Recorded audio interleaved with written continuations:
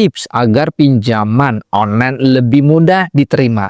Jika pinjaman online tersebut menggunakan sistem yang sama, kami semua saling berhubungan. Ini dari mantan DC pinjol ilegal yang membeberkan. Teman-teman di sini tolong perhatikan baik-baik karena akan gua berikan informasinya bahwa ada mantan DC pinjol ilegal memberikan bocoran-bocoran yang sangat penting sekali, khusus orang-orang yang galbay di pinjol ilegal.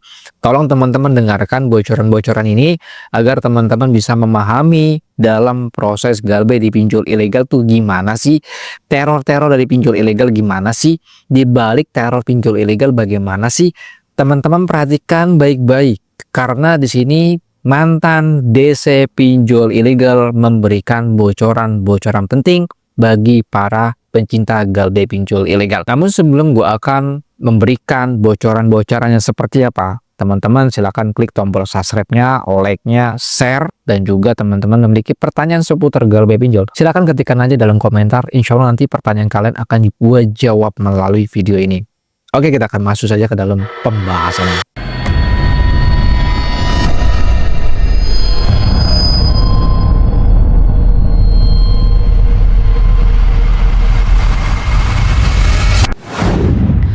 Assalamualaikum warahmatullahi wabarakatuh. Berjumpa kembali lagi di channel YouTube Tus Pinjol. Video kali ini gue akan memberikan informasi yang sangat penting dan sangat berharga sekali, khusus orang-orang yang galbay di pinjol ilegal.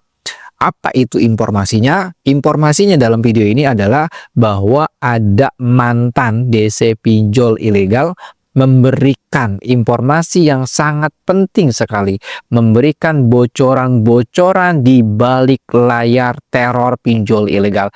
Bocorannya seperti apa tuh Bang? Dengarkan, perhatikan video ini baik-baik karena akan gue tampilkan bocorannya seperti apa. Oke, di sini ada 4 poin bocor-bocorannya. Nah, 1 poin ini teman-teman bisa perhatikan dan dengarkan baik-baik. Akan gue bacakan. Di sini ada curhatan dari mantan DC pinjol ilegal. Nah, teman-teman akan gue bacakan. Teman-teman, saya mau berbagi pengalaman saya sempat bekerja sekitar 3 bulan di aplikasi pinjaman online ilegal sebagai DC atau debt collector. Dan sekarang sudah keluar. Sesungguhnya kita sebagai DC nggak bisa apa-apa sama sekali jika kalian tidak bayar ataupun menghilang. Setiap hari kita cuman putar otak. Bagaimana caranya menagih agar kalian takut atau malu, sehingga dengan sadar membayar hutangnya di aplikasi kami. Terkadang saya kirimkan melalui aplikasi Gojek ke rumah kalian nasi busuk atau sayuran busuk sebagai peringatan bahwa kami serius akan datang. Padahal itu semua gertakan saja. Jadi apa yang dilakukan kepada DC ini itu hanya sebuah gertakan saja. Kami tidak akan pernah datang sampai kapanpun. Kami sebagai pemilik aplikasi bisa melihat dengan jelas kontak yang ada di HP Anda, alias semua buku kontak yang Anda miliki. Berikut log panggilan dan isi SMS. Jadi DC itu bisa melihat isi buku kontak kalian dan log panggilan masuk atau keluar dan isi SMS ketika teman-teman melakukan penginstalan di sebuah aplikasi pinjol ilegal. Itu menurut keterangan dari mantan DC pinjol ilegal. Serta bisa melihat kapan Anda mengaktifkan kartu dan berapa pulsa maksimal yang pernah Anda beli dalam sekali pembelian. Gokil sekali.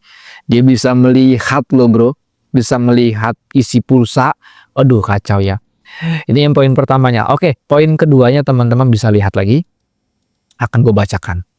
Tips agar pinjaman online lebih mudah diterima. Nih teman-teman yang sedang mencari info ya, info-info pinjol ilegal mudah diterima. Yang pertama, ini dari mantan DC pinjol ilegal yang membeberkan.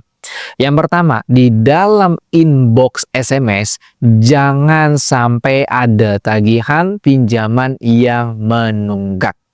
Jika ada, segera hapus, jangan dibiarkan karena kami bisa melihat dari isi SMS bro.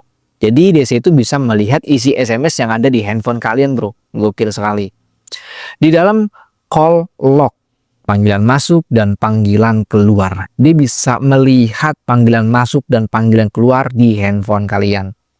Jika ada nomor yang bersifatnya spam telepon, juga segera dihapus. Karena kami tahu itu nomor yang telepon itu pernah menagih dan menandakan bahwa Anda sulit dihubungi.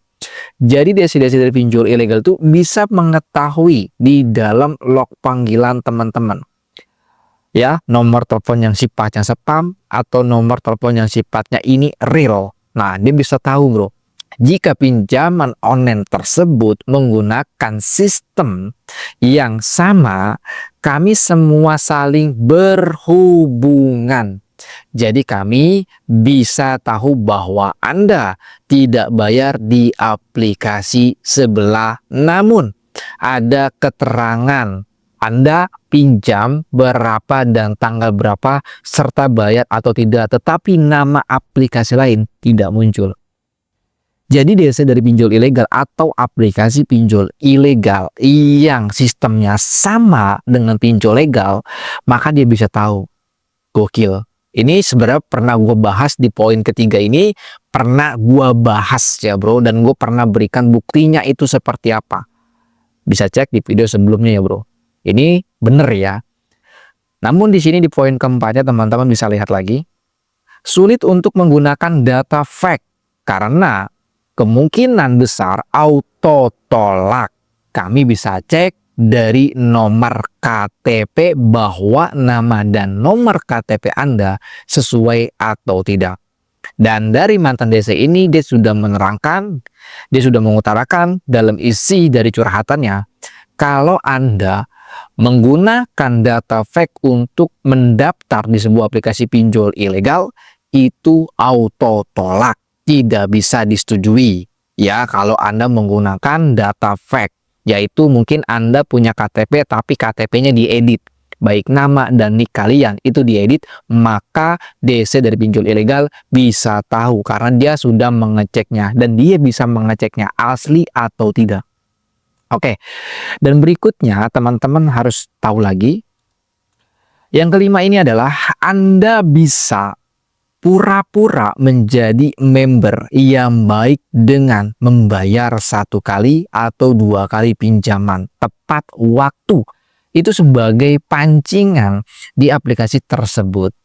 Dan aplikasi lain juga setelah Anda bayar dengan baik, Anda bisa mengajukan pinjol lain yang seatap. Dan kemungkinan besar diterima karena rekor Anda bagus atau histori Anda bagus. Namun di poin kelima ini gue sangat tidak setuju sekali. Gue sangat tidak menyarankan sekali bila Anda melakukan pada poin kelima ini. Gue tidak menyarankan dan gue tidak merekomendasikan sama sekali. Dan gue tidak setuju. Dan selanjutnya, tetapi jika sudah lewat tenggang waktu, tidak usah lagi bayar. Jangan pernah percaya janji manis akan di-approve atau disetujui atau di ACC. Karena 99% Anda tidak di-approve kembali.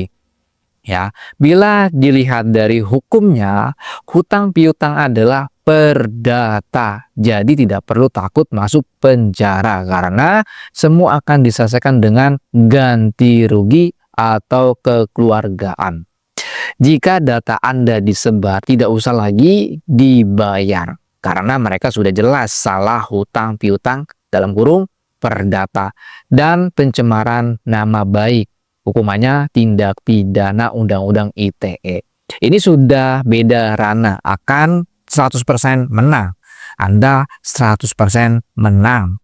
Ya, kalau Anda digugat, kalau Anda gagal pinjol, lalu desanya melakukan penyebaran data, Anda 100% menang.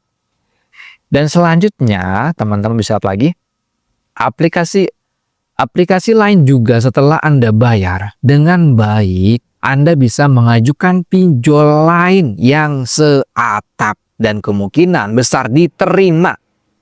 Ya, dan ini gue tidak setuju. Dan ini gue tidak sangat setuju sekali. Gue tidak setuju. Oke, itu poin-poinnya.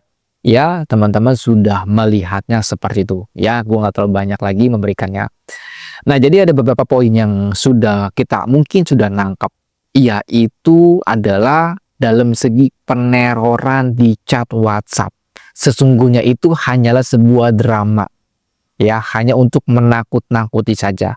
Ketika DC ini gagal menakuti kalian, maka DC ini 100% dia bakalan pusing sekali.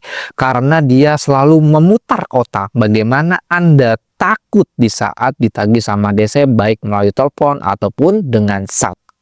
Ini target dia. Bagaimana Anda takut? Itu targetnya.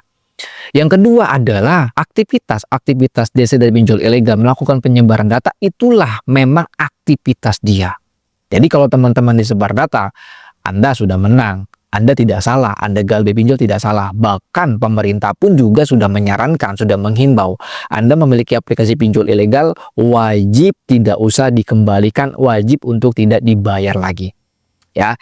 Dan selanjutnya, untuk masalah mengajukan pinjol ilegal menggunakan data fake, ini semuanya tidak akan bisa disetujui. Oke? Tidak akan bisa disetujui. Dan teman-teman juga tadi sudah melihat ketika Anda melakukan pengajuan di pinjol ilegal menggunakan data fake, KTP fake, KTP-nya itu diedit, 100% bakalan ditolak. Jadi kesimpulannya teman-teman jangan pernah percaya dengan joki pinjol, dengan jasa-jasa joki pinjol, dan di mana dia mengatakan menggunakan data fake, bayar dan bisa mengajukan di pinjol ilegal dan bisa cair. Jangan pernah percaya itu. Tapi ada beberapa poin yang gua mungkin tidak setuju dengan pengutarakan dari si mantan dari DC pinjol ilegal tersebut. Dan gue tidak menyarankan sekali Anda merawat pinjol ilegal. Anda merawat pinjol ilegal, gue tidak menyarankan sama sekali. Apalagi sampai gali lubang, tutup lubang. Hal yang paling terbaik ketika Anda memiliki sebuah aplikasi pinjol ilegal, hal yang paling terbaik adalah gagal bayar pinjol. Mungkin segitu aja informasinya, gue nggak terlalu panjang-panjang. Mudah-mudahan informasi ini sangat bermanfaat sekali, khususnya yang saat ini sedang menjalankan galbay di pinjol ilegal. Teman-teman yang mau join ke dalam grup Telegram, itu link grupnya ada di dalam deskripsi. Dan teman-teman juga yang mau join ke dalam grup WA kita, silakan saja langsung menjadi member grup WA kita. Mungkin segitu aja. Assalamualaikum warahmatullahi wabarakatuh. Salam galbay.